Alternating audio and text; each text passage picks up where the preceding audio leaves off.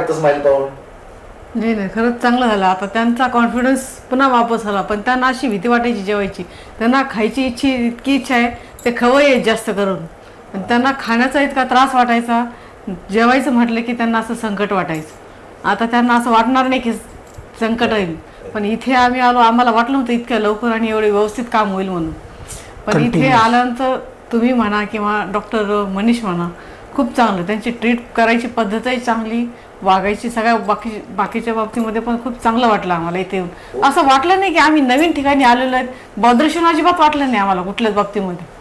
आमचा तोच एक प्रयास असतो की तुम्हाला थोडंसं वेगळं बोलतो. Please please.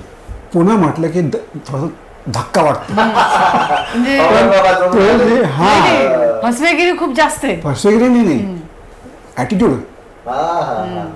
पुन्हा म्हटलं की पण तो तशा प्रकारचा ॲटिट्यूड तुमच्या कोणत्याही व्यक्तिमत्वामध्ये, तुमच्या अक्षरशः तुमचा जो हे कोण आहे, स्टाफ जो आहे हा स्टाफ, त्यांच्यामध्ये कोणाचाच ॲटिट्यूड नाही आहे.